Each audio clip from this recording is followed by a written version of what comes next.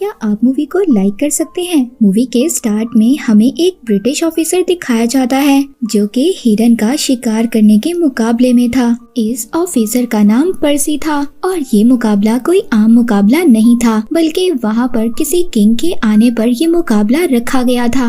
अब पर्सी ने उस हिरन का शिकार कर लिया था और वो मुकाबला जीत जाता है। इस मुकाबले के बाद बहुत बड़ी पार्टी होने वाली थी। वहाँ पर पर्सी को भी इनवाइट किया जाता है। उसको ऐसा लग रहा था कि जब वो इस पार्टी में जाएगा तो उसको ये मुकाबला जीतने पर बहुत सारा इनाम मिलेगा, जिससे वो अपनी फैमिली को सपोर्ट कर सकेगा। पर्सी की फैमिली में उसकी वाइफ और उसका एक बेटा था। जब रात को पर्सी उस पार्टी में जाता है तो हर कोई उसको अवॉइड कर रहा था। कोई भी पर्सी पर ध्यान नहीं देता। ये बात पर्सी को बहुत ज्यादा बुरी लगती है। फिर एक साल बाद पर्सी को रॉयल ज्योग्राफिकल सोसाइटी में लंदन भेजा जाता है। ये एक ऐसी सोसाइटी थी जो ज्योग्राफी पर रिसर्च करती थी। पर्सी जब वहाँ पर पहुँचता है तो वहाँ की ऑफिसर्स उसको बताते हैं 2 कंट्रीज के दरमियान बहुत बड़ी वॉर होने वाली है और उन 2 कंट्रीज के दरमियान अमेज़न का घना जंगल है और यहाँ पर इन दोनों कंट्रीज की कोई भी स्टेट बाउंड्रीज नहीं है। इसी मामले को सॉल्व करने के लिए ब्रिटिश गवर्नमेंट ने हमें वहाँ पर बुलाया है। वहाँ के ऑफिसर्स पर्सी को बताते हैं कि अमेज़न का जंगल बहुत ज्यादा खतरनाक है और वहाँ पर जाना इतना आसान काम नहीं है। वहाँ पर बहुत घने दरख्त हैं, यहाँ तक कि सूरज की किरणें भी वहाँ तक नहीं पहुँच पाती और अगर तुम ये काम कर कर वापस आ जाओगे तो तुम्हें बहुत सारे इनामात मिलेंगे। अब पर्सी अपनी फैमिली के लिए ये डिसाइड करता है कि वो अमेज़न के जंगलों में जाएगा। वो अपनी वाइफ और अपने बेटे को छोड़कर जंगलों में निकल जाता है। अब पर्सी ने अपना सफर स्टार्ट कर दिया था। जब वो शिप में जा रहा था तो वहाँ पर उसको हेनरी नाम का एक आदमी मिलता है। ये आदमी अमेज़न के जंगलों के बारे में सब कुछ जानता था। वो आदमी पर्सी से कहता है कि मैं भी तुम्हारे साथ जाना चाहता हूँ, मैं भी तुम्हारे साथ इस मिशन को कंप्लीट करना चाहता हूँ। पर्सी इस बात के लिए मान जाता है। जब ये दोनों अमेज़न के जंगल में एंटर होते हैं, जैसे जैसे ये आगे जाते हैं इनकी मुश्किलात बढ़ रही थी, क्योंकि इस जंगल में बहुत सारे खतरनाक और जहरीले जानवर थे। इसके बाद ये दोनों वहीं जंगल में एक कबीले तक पहुँचते हैं। इस कबीले का लीडर वहाँ पर बिजनेस करता था। इसके वहाँ पर रबड़ के प्लांट्स थे और इस कबीले के लीडर ने सब लोगों को अपना गुलाम बनाया हुआ था। पर्सी वहाँ पर उसको अपने आने का मकसद बताता है। पर्सी उस लीडर को बताता है कि मैं अपना मिशन कंप्लीट करना चाहता हूँ और मैं तुम्हारे से मदद चाहता हूँ। तुम मुझे एक आदमी दो जो मुझे गाइड कर सके और मुझे कुछ सामान की भी जरूरत है। अब वो लीडर पर्सी को अपने कुछ आदमी, एक बोट और 2 घोड़े देता है और साथ ही साथ कुछ खाने का सामान भी। अब ये लोग एक दरिया को पार करते हैं, मगर दरिया का सफर इतना आसान नहीं था। वहाँ पर इनको एक बोट नजर आती है और उसमें एक मरा हुआ आदमी था। जब ये लोग उस बोट को देखते हैं तो बहुत ज्यादा डर जाते हैं। इन्हें इस बात का एहसास हो गया था कि आगे का सफर आसान नहीं है। अब रात हो गई थी। ये लोग एक जगह पर रुककर रात गुजारते हैं। वहीं पर पर्सी को उसकी वाइफ का लेटर भी मिलता है, जिस लेटर में उसने लिखा था कि उनके यहाँ दूसरा बेटा हुआ है। पर्सी जब वो लेटर पढ़ता है तो बहुत ज्यादा उदास हो गया था। वो सोच रहा था कि काश इस टाइम वो अपनी वाइफ के पास होता। पर्सी ये सोच रहा था कि अभी इस वक्त मैं ऐसी जगह पर हूँ जहाँ पर मौत के अलावा कुछ नहीं है। अब वो लीडर का आदमी, वो गाइड जो पर्सी के साथ था, जो उनको रास्ता गाइड कर रहा था, वो पर्सी को बताता है कि घने जंगलों के पीछे एक सोने का शहर है और कुछ लोग इस सिटी को ढूंढने के लिए भी आए थे पर वापस कभी भी नहीं आए। कोई नहीं जानता कि उन लोगों के साथ क्या हुआ, क्योंकि वो सिटी इतना ज्यादा खूबसूरत है कि वहाँ पर कोई भी जाता है वापस नहीं आता। पर्सी को उस गाइड की बातों पर बिल्कुल भी बिलीव नहीं हो रहा था। वो उसकी बातें सुनकर इग्नोर कर देता है। इसी तरह वो अपना सफर जारी रखते हैं। अब उन लोगों के पास खाने का सामान भी खत्म हो रहा था। एक साथी की हालत तो बहुत ज्यादा खराब हो गई थी और जो बाकी साथी थे, जो बचा हुआ खाना था उसके पीछे लड़ रहे थे। कुछ देर के बाद ये लोग अपनी मंजिल तक पहुंच गए थे। हेनरी वहां पर पहुंचकर बहुत ज्यादा खुश था क्योंकि इनसे पहले यहाँ तक कोई भी नहीं पहुंच पाया था। उन लोगों के साथ ये होता था, या तो कबीले के लोग उनको मार देते थे या फिर वो लोग जानवरों का शिकार हो जाते थे। पर्सी वहाँ पहुंचकर अपना मिशन कंप्लीट करता है। वो सब एरिया की मेजरमेंट लेता है। जब वो ये सब कुछ कर रहा था तो वहाँ पर उसको कुछ स्टैचूज नजर आते हैं और वहाँ पर उसको कुछ बर्तन भी मिलते हैं जो कि स्टोन से बने हुए थे। ये सब देखकर पर्सी को शायद थोड़ा थोड़ा यकीन हो रहा था कि गोल्ड सिटी वाली कहानी शायद सच हो। पर्सी ने अपना काम कंप्लीट कर लिया था और वो दोबारा से अपने सिटी में आ जाता है। पर्सी के इस मिशन को कंप्लीट करने की खुशी में वहाँ पर एक पार्टी रखी गई थी। पर्सी अब उस पार्टी में एक बायोलॉजिस्ट से मिलता है। वो पर्सी के काम में बहुत ज्यादा इंटरेस्ट ले रहा था। पर्सी के इस मिशन के बारे में एक बहुत बड़ी कॉन्फ्रेंस रखी जाती है। उस कॉन्फ्रेंस में बहुत सारे रिपोर्टर्स और बहुत सारे फेमस लोग थे जो पर्सी से वहाँ पर मिलने आए थे। पर्सी वहाँ पर उन लोगों को अपनी जर्नी का बताता है। वो ये भी बताता है कि मुझे वहाँ पर जाकर पता चला कि एक गोल्ड सिटी है और मैं अब उस गोल्ड सिटी को ढूंढना चाहता हूँ। वो एक ऐसा सिटी है जो आज से 500 साल पहले गायब हो गया था। अब ये सब बातें सुनकर वहाँ के लोग पर्सी पर कैसे यकीन करते। वो पर्सी की बातों को बेतुका कहते हैं कि हमें इन बातों पर यकीन नहीं है। तो वहाँ पर पर्सी उनको एक लेटर पढ़कर सुनाता है जो एक सोल्जर ने लिखा था। उस सोल्जर ने ये लिखा था कि हम एक पुराने खंडर में आ पहुँचे हैं और वहाँ पर बहुत सारा सोना है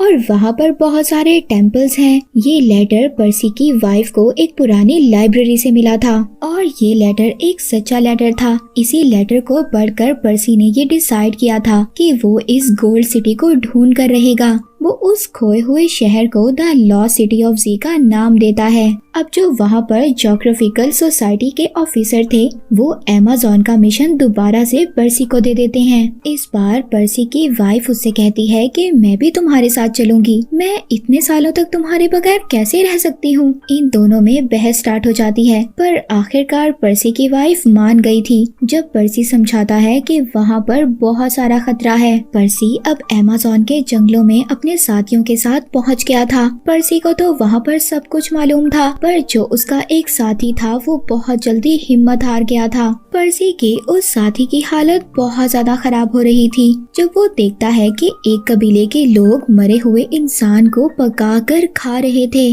पर्सी अब उस कबीले के लीडर से उस सोने के शहर के बारे में जानता है पर वो लीडर कहता है कि हम इस बारे में कुछ भी नहीं जानते, पर जब तुम इसी रिवर को पार कर थोड़ा सा आगे जाओगे तो वहाँ पर एक और कबीला है, शायद वो कबीला उस गोल्ड सिटी के बारे में कुछ जानता हो। पर्सी का एक साथी जिसकी हालत बहुत ज्यादा खराब थी उसको अपना घर याद आ रहा था और वो बस अपने घर जाना चाहता था। ये लोग दोबारा से अपना सफर स्टार्ट करते हैं। पर्सी के उस साथी की हालत बहुत ज्यादा खराब थी, उसकी टांग पर भी चोट लग जाती है। वो पर्सी से रो रो कर यही कह रहा था कि मैं यहाँ पर मर जाऊंगा। पर्सी को उस पर बहुत ज्यादा गुस्सा आ रहा था। पर्सी उसको अपना एक घोड़ा और कुछ खाने का सामान देकर वापस भेज देता है। इसी तरह बहुत दिन गुजर जाते हैं। अब पर्सी के पास भी खाने का सामान कम पड़ रहा था। फिर आखिरकार वो एक जगह पर पहुँचते हैं जहाँ पर पर्सी को बहुत सारी अजीब चीजें नजर आती हैं, मगर आसपास कुछ भी नहीं था और आगे जाने का रास्ता भी बंद था।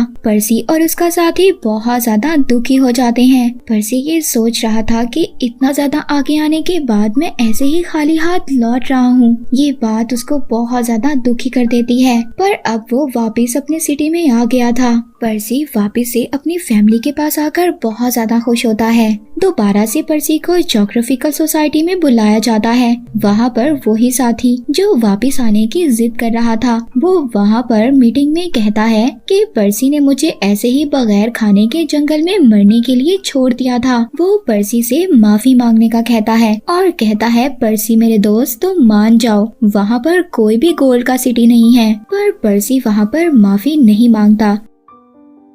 वो उस सोसाइटी को रिजाइन दे देता है और दोबारा से आर्मी ज्वाइन कर लेता है। अब जब पर्सी ने आर्मी को ज्वाइन कर लिया था तो साथ ही वॉर छिड़ जाती है। उसी वॉर के दौरान पर्सी एक लेडी से मिलता है जो फ्यूचर बताती थी। वो लेडी बताती है कि तुम किसी चीज को ढूंढना चाहते हो और तुम जानते हो तुम अपनी मंजिल के बहुत ज्यादा करीब हो। अगर तुमने ऐसे ही अपनी तलाश को जारी रखा तो वो चीज तुम्हें जरूर मिलेगी। अब पर्सी को दोबारा से उस लॉस्ट सिटी को ढूंढने का जुनून पैदा होता है, पर उसी वॉर के दौरान एक जहरीली गैस से पर्सी ब्लाइंड हो जाता है और आर्मी वाले भी अब पर्सी को बहुत बड़ा प्रमोशन देते हैं। पर्सी की वाइफ उसका बहुत ज्यादा ख्याल रखती है और पर्सी भी ठीक हो गया था। जो पर्सी का बेटा था जो हमेशा उससे इस बात पर नाराज रहा करता था कि उसके फादर ने अपनी फैमिली का कभी भी ख्याल नहीं रखा, उनको हमेशा अकेला छोड़ दिया अपनी काम की वजह से। पर अब वो भी अपने फादर की हालत को देखकर उनसे माफी मांगता है